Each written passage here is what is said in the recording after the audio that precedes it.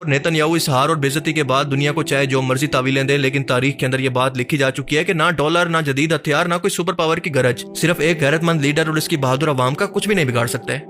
और इसी चीज में हमारे लिए भी बहुत बड़ा सबक है सीखने के लिए, अगर हम समझने की कोशिश करें तो। अस्सलाम वालेकुम वरहमतुल्लाहि वबरकातुहू। उम्मीद है आप लोग सब खैरियत से होंगे।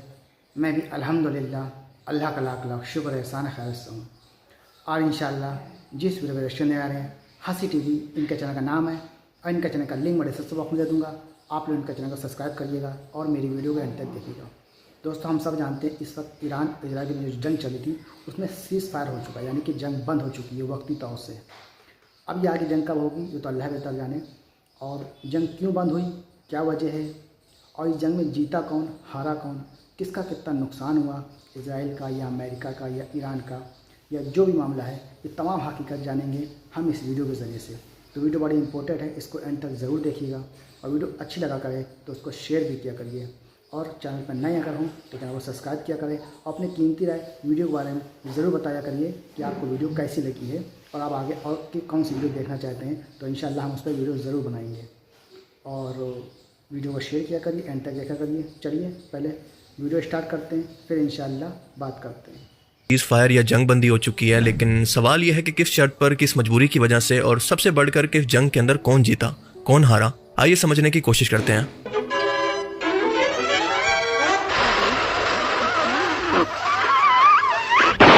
लास्ट वीक हमने देखा कि डोनाल्ड ट्रंप ने मीडिया पर आकर अपनी छाती पीटते हुए दुनिया को यह बताया कि हमने अपने B-2 बॉम्बर त्यारे से ईरान की न्यूक्लियर साइट्स को टारगेट करके बिल्कुल तबाह कर दिया है और अब ईरान दोबारा कभी भी न्यूक्लियर हथियारों पर काम नहीं कर सकेगा। Tonight I can report to the world that these strikes were a spectacular military success. जो कि हमने अपनी लास्ट वीडियो के अंदर डिस्कस किया था, लेकिन दोस्तों सच तो असल में कुछ और ही निकला है। जी हाँ, ईरान के मुताबिक अमेरिका सिर्फ चौधरी बनकर अपनी बर्तरी दुनिया को दिखाने का क्रेडिट लेने आया है, जो कि एहसास कमतरी के अंदर लोग अक्सर करते हैं। और दूसरा, वो जबरदस्ती ये चाहता है कि इसे इसराइल ईरान की जंग के अंदर शामिल कर दिया जाए, लेकिन ईरान ने इंतहाई जहानत से इसका बदला तेल अवीव शहर के अंदर मजीद तेज हमले करके रॉकेट दाग कर ले लिया।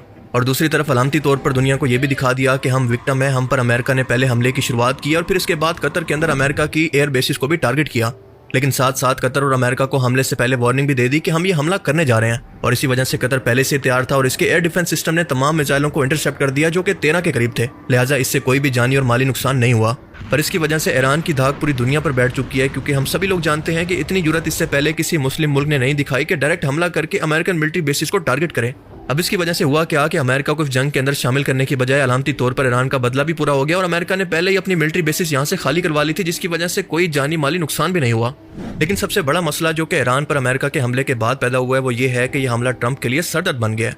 और वो ऐसे कि खुद अमेरिकन मीडिया ने यह रिपोर्ट किया है कि ट्रंप ने जो ऐलान किया है तमाम झूठ और मिस इन्फॉर्मेशन पर मबनी है, क्योंकि जिन 3 न्यूक्लियर साइट्स पर हमले का क्रेडिट ट्रंप ले रहा है वो तो पहले ही इसराइल की एयर स्ट्राइक के अंदर डैमेज हो चुकी थी। और इन्हीं तबाहशुदा साइट्स पर दोबारा हमला करने का क्या मकसद था। और दूसरा कि ईरान ने इसराइल की स्ट्राइक के बाद अपने तमाम न्यूक्लियर मटेरियल को कई महफूज जगह पर मुंतकिल कर दिया था, मतलब यहाँ पर कुछ भी मौजूद नहीं था। जिन न्यूक्लियर साइट्स पर अमेरिका के B-2 बॉम्बर ने बंकर बस्टर बम गिराया, जिनको गिराने के अंदर अमेरिका को $314 मिलियन की कॉस्ट पड़ी। और दूसरी बात यह है कि दरअसल ये बंकर बस्टर बॉम्ब ईरान की न्यूक्लियर फैसिलिटी जो कि ज़ेरे ज़मीन मौजूद थी उस तक पहुंचने की सलाहियत नहीं रखते। असल न्यूक्लियर बंकर तो इस बॉम्ब की कैपेसिटी से भी 100 मीटर नीचे मौजूद है। और अमेरिका के पास इससे ज़्यादा एडवांस सिर्फ न्यूक्लियर बम ही मौजूद है और कोई हथियार नहीं। यानी कुल मिलाकर अमेरिका को इस स्ट्राइक से कुछ भी नहीं मिला। और दूसरी बात कि इस हमले के बाद अपोजिशन यानी कांग्रेस ने इनकी मर्जी और रजामंदी के बगैर हमला करने पर ट्रंप के खिलाफ कोर्ट केस भी किया था। और सोने पर सुहागा कि इसके बाद अमेरिकन अवाम भी सड़कों पर निकलकर इसके खिलाफ एहतजाज कर रहे हैं, मुजाहरे हो रहे हैं। अमेरिकन अवाम कह रही है कि इस बेवकूफ शख्स को सदारत से हटाओ, वरना ये वर्ल्ड वॉर 3 तो शुरू करवा देगा। और जाहिर है कि क्यों ना हो, क्योंकि एक बार फिर से इनका टैक्स का पैसा किसी और मुल्क की जंग के अंदर बिला वजह बर्बाद किया जा रहा है और वो ऐसा होता नहीं देख सकते। सिर्फ B-2 बॉम्बर की एक बार फिलिंग का खर्चा ही तकरीबन $2 लाख से ज्यादा का पड़ता है। और दूसरी तरफ इस हमले के बाद ना ही इंटरनेशनल सपोर्ट हासिल हो रही है सिवाय इसराइल की सपोर्ट के, जहां पर थैंक यू प्रेसिडेंट के पोस्टर लगाए जा रहे हैं। अब कुल मिलाकर सूरत हाल ये है कि यह हमला ट्रंप के लिए गले की हड्डी बन गया है, जिसको वो ना निगल सकता है और ना थूक सकता है। क्योंकि इस स्ट्राइक के बाद अमेरिका और इसराइल को अपना मकसद हासिल नहीं हो रहा, क्योंकि ना तो अमेरिका पर हमला हो रहा है कि वो इसको अपनी जंग कहकर इसके अंदर घुसे, और ना ईरान के अंदर रिजीम चेंज हो पा रहा है। और ऊपर से इसराइल रोज बरोज तबाह होता जा रहा है। उसके पास अपने इंटरसेप्ट मिसाइल बस खत्म ही होने वाले हैं। और ये जंग इसको बहुत ही महंगी पड़ रही है, क्योंकि इसकी इकोनॉमी तबाह होती जा रही है और इसके लोग लाखों की तादाद के अंदर मुल्क छोड़ कर जा रहे हैं और बाकी बंकरों के अंदर छुपे हुए हैं।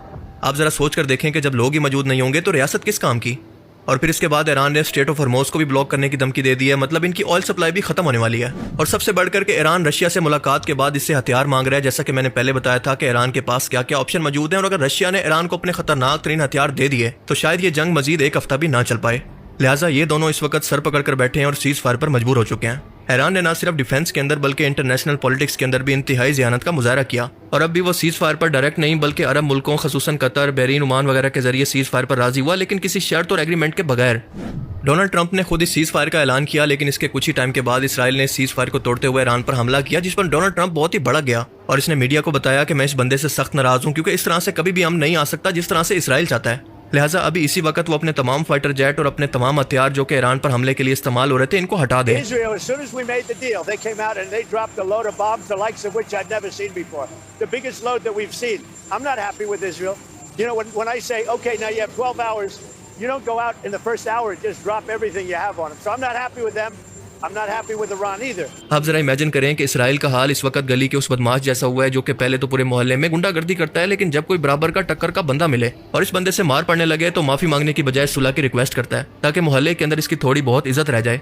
दरअसल डोनाल्ड ट्रंप ने ईरान को इंडिया पाकिस्तान समझ लिया था कि मैं एक ट्वीट करूंगा जंग बंदी की और दोनों तरफ से खामोशी हो जाएगी और इसके बाद मुझे अमन का नोबेल प्राइज मिल जाएगा। लेकिन हुआ कुछ यूं कि जैसे ही ट्रंप ने ये लिखा कि ईरान पहले तमाम हमले इसराइल पर बंद करे तो इसके बाद इसराइल से हमले बंद होंगे, इसके ठीक 2 मिनट के बाद ईरान ने इसराइल पर ऐसे मिसाइल दागे कि इसकी सारी चौधराहट निकल गई, जिनमें 6 बैलिस्टिक मिसाइल भी थे।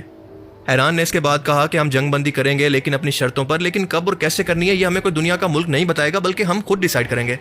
लिहाजा इस जवाब के बाद ट्रंप साहब ने नेतन्याहू को धमकी लगाई कि ईरान पर हमले बंद करो वरना सब कुछ तबाह हो जाएगा, और जाहिर है कि अगर इसराइल अमेरिका की बात नहीं मानेगा तो इसके अलावा इसकी कौन मदद करेगा इस जंग के अंदर।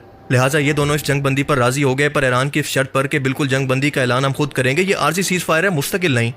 अब इन तमाम हालात से बिल्कुल वाज़ेह है कि इस जंग के अंदर ईरान बिल्कुल क्लियर फातेह रहा और ईरानी अवाम इसको जिंदा कौम की तरह सेलिब्रेट भी कर रही है।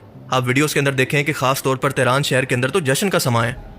एक 85 साल के बुजुर्ग ने जब ये कहा कि सुपर पावर सिर्फ अल्लाह है और इसके सिवा हम किसी से नहीं डरते, तो ये बात साबित भी करके दिखाई, और अल्लाह की मदद भी इन्हीं लोगों के साथ आती है जो कि अल्लाह की ज़ात पर यकीन रखते हैं।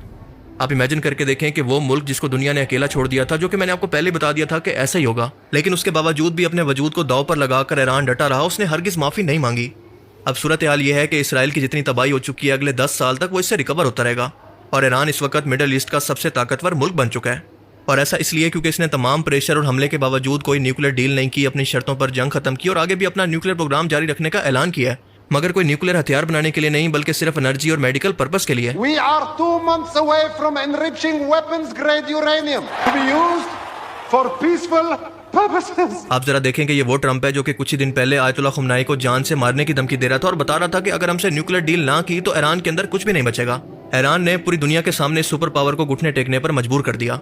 अब ट्रंप और नेतन्याहू इस हार और बेइज्जती के बाद दुनिया को चाहे जो मर्जी तावीलें दे, लेकिन तारीख के अंदर ये बात लिखी जा चुकी है कि ना डॉलर, ना जदीद हथियार, ना कोई सुपर पावर की गरज, सिर्फ एक गैरतमंद लीडर और इसकी बहादुर अवाम का कुछ भी नहीं बिगाड़ सकते। और इसी चीज में हमारे लिए भी बहुत बड़ा सबक है सीखने के लिए, अगर हम समझने की कोशिश करें तो दोस्तों, ये तमाम एक्शन जो आपने देखा ईरान और इजराइल और अमेरिका के इन तीनों के बीच में जो जंग का जो मामला था उसमें सीज़फायर हो गया, ये हम सब जानते हैं, लेकिन किस में कितना किसका नुकसान हुआ है और इस जंग को असल में जीता कौन है। तो असल में जीता कौन है, वो है ईरान। और सबसे अहम बात, वो ईरान जिसको तमाम मुल्कों ने अकेला छोड़ दिया, उसको सिर्फ भरोसा था अल्लाह की ज़ात पे। अल्लाह सुपर पावर है, उसके आगे हम किसी के आगे नहीं झुकेंगे, और वो यही हुआ। और अल्लाह ताला भी ऐसे लोगों की मदद करता है, और अल्लाह पे तवक्को इतना मजबूत होना चाहिए कि अल्लाह की कभी मदद ज़रूर आएगी इंशाअल्लाह न चाहतो। और जो हाल इजराइल का हुआ है कि वो कितना पीछे चला गया उसको खुद को नहीं पता, क्योंकि तमाम तबाही बर्बादी हुई है, नुकसान दोनों तरफ से होता है, इधर भी उधर भी। लेकिन इस जंग में जो जीता है वो है ईरान। और तमाम मुल्क थे लेकिन किसी ने साथ नहीं दिया, सब ने सिर्फ बातें करी और सब ने अकेला छोड़ दिया उसको। लेकिन अल्लाह की ज़ात पर उसको भरोसा था और इंशाअल्लाह अल्लाह ने उसको जीत भी दिलाई। तो उम्मीद है दोस्तों आपको हमारी वीडियो अच्छी लगी होगी। वीडियो अच्छी लगी तो उसको ज़्यादा से ज़्यादा शेयर करिएगा, चैनल पर नया हो तो सब्सक्राइब करिएगा, अपने कीमती राय कमेंट बॉक्स में ज़रूर बताइए। मिलेंगे इंशाअल्लाह फिर आपसे नेक्स्ट वीडियो में, तब तक के लिए अस्सलाम वालेकुम वरहमतुल्लाहि व बरकातहू।